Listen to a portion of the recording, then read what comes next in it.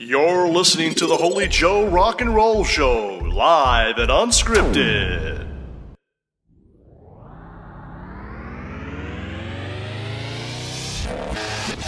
What's going on, everybody? It's your boy, Holy Joe Rock and Roll, coming at you live and definitely unscripted. Let's get this party started.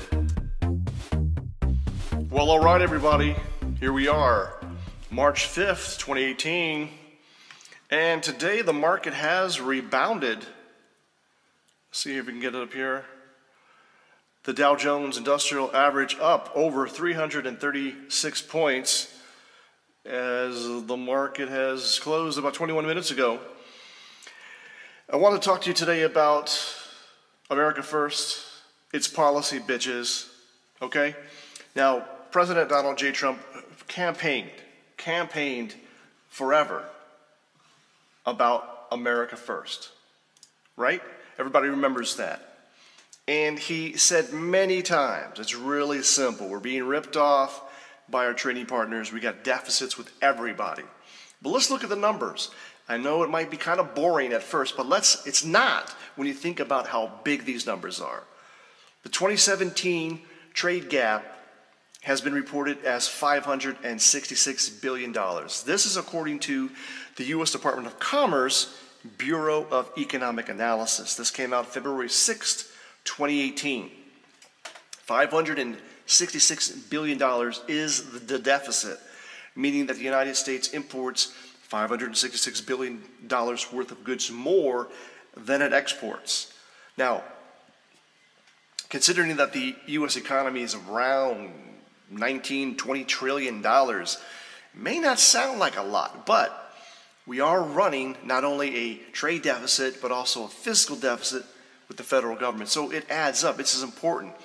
Now, I wanted to know, well, let's first take a look at this. Look at the balance of goods. You can see how we had smaller trade deficits in the 1990s, around $100 billion deficit, and it slowly and surely increased until around 2006 when it peaked at around $750 billion. And then you can see here the 2007-2008 financial collapse really cut imports, right? So our trade deficit went down, but the economy basically slowed down a lot, okay? And it's gradually been increasing in terms of the amount of stuff that the Americans are importing, okay?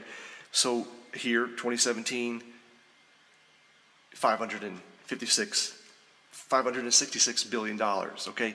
Now, you probably, for some reason, I thought, well, I had the numbers wrong, but now, according to the government, official figures here, the United States exports $2.329 trillion. Okay, that's $2,329 billion. And our exports actually went up around 5.5% in 2017, went up $121 billion, okay, in additional exports. But we increased our imports by $182 billion, or 6.7%. And the total amount of imports was $2,895 billion. That's $2.89 trillion worth of imports versus $2.329 trillion worth of exports. Okay, so that's where you come up with the $566 billion trade deficit. Okay, it's really significant. Now, if you go to this site, which is BEA.gov, you can find U.S. tariffs. It's a 3.5 megabyte spreadsheet in Excel format, and you can see that American tariffs against competitors or against foreign countries is either free, meaning there's no tariffs, or it's extremely low, as in, 1 penny per kilogram of whatever product is being imported. If it's a food product, or, it's just a fraction of a penny sort of percentage thing, less than 1%. Okay. Now, when it comes to American cars that are exported to the EU, for instance, The EU has an additional 10% tariff on American cars, plus their value-added tax, which is anywhere from 16% in Germany to 23% in Poland, and it varies from country to country. The value-added tax is a tax that's added to everything before it is sold to the end consumer. Okay, it's different than a state tax or a federal tax, but it acts similar, you could say, to a state tax. Okay, imagine that, 23%. That chokes off economic growth. Think about that. On the other hand, the U.S. has like a 2.2 or 2.5% duties, import tariffs on German cars or European cars that are imported or exported imported into the United States. So that's a 5-to-1 or 4-to-1 difference in the level of the tariffs, okay? So that means that obviously it would make an American car extremely expensive to import it into Europe versus a comparably priced European car exported into the United States. And that's unfair. So what Donald Trump has been talking about, he calls it reciprocal. So basically, if it's 0-0, it's reciprocal. If you guys are 10%, we're at 2.5%, either you come down to 2.5%, making it reciprocal, or we're going to raise it up to 10%. Okay? And then it's reciprocal. Okay? That's what he's doing. And he talked about it just, supposedly there was going to be an announcement on Thursday, which was postponed, about raising tariffs on steel, I think 25%, and on aluminum, 10%. And of course the mainstream media went apeshit, and you know, you just can't listen to these people, okay? You just can't listen to them because it's not true. Here is from the same website, the U.S. Census Bureau, U.S. Bureau of Economic Analysis, and you can see the tracking of the exports versus imports. And, you know, the trade imbalance, of course, is the yellow section in between. This is for the month of December 2017.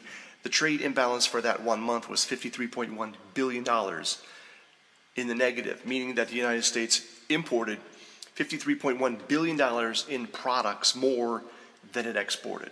Okay, it's a significant number. And so you just multiply that by 12. Some months are going to be higher, some months are going to be lower, and you get to $566 billion.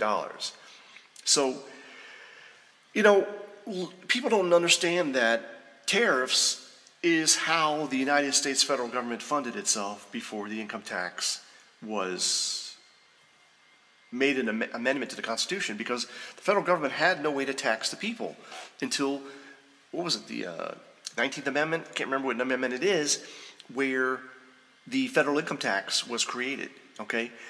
And you can see here that, according to Wikipedia, but this is even from high school history, do you remember this?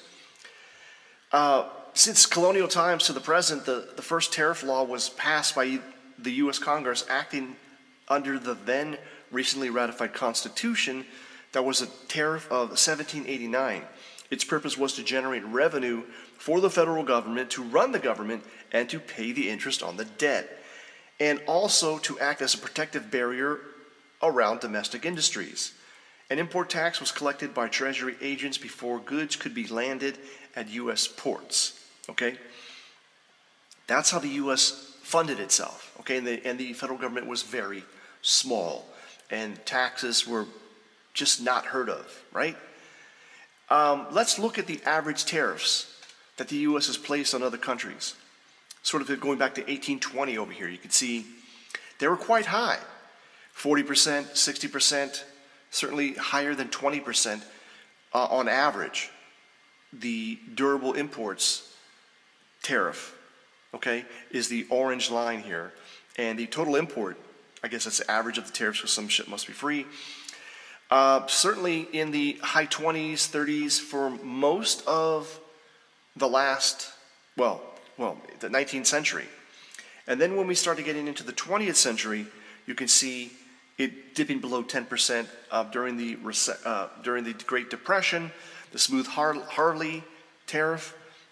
Some people claim that that was the cause of the Depression, but I doubt that. you can see that, well, certainly since the 1950s, late 40s, tariffs on foreign goods coming to the United States has certainly been well under 10%. And you look into the 1980s, 1920s, 1990s, 2000s, and the teens, it's around less than 5% on average, okay? This is the historical numbers. So what Trump is doing is just trying to correct the imbalance that we see in our trading partners. And that includes Canada, who is the United States' largest trading partner. They have tariffs on our stuff. We don't have tariffs on their stuff. I gave the example before. I bought a server on eBay from Canada. It was actually a storage device, you know, whatever, a RAID array. It came by UPS to my house, no problem, no taxes, no duties, no nothing. It didn't work though. There was a problem with it. I tried to fix it, and I wound up sending it back. Now, because I paid $700 for it, I insured it for $700 in case anything broke. I didn't want anything to get damaged. But when it went into Canada, they wanted to charge me 10% of $700, which is $70, import duties. UPS. I said, I'm not paying the import duties. This is being returned to a Canadian seller. I'm not exporting it to Canada. I'm returning it because it's broken. And I don't know how that was resolved. I refused to pay it. I believe it was delivered to the, it was delivered because I got my money back from PayPal, through eBay, PayPal, whatever. So I did get my money back, but it just goes to show you there was a 10% tariff on American exports into Canada, whereas on the flip, there was no tariffs for Canadian stuff coming into the United States, even though it was an HP product made by an American company, probably assembled in Malaysia or Taiwan or wherever, and most of the parts were probably made outside the United States. See, so it's completely unfair, the situation that we're in, and what Donald Trump is trying to do is what he promised to do, is to start putting tariffs on countries that are not playing fairly with us. Okay, just make it even, just make it reciprocal. Either we get rid of the tariffs or it's reciprocal. So if you got 10% on us, we're going to put 10% on you. Whatever. Okay, that's it. It's real simple. It's not that complicated. All right? So I hope this has been helpful. Hope that helps you understand what's going on.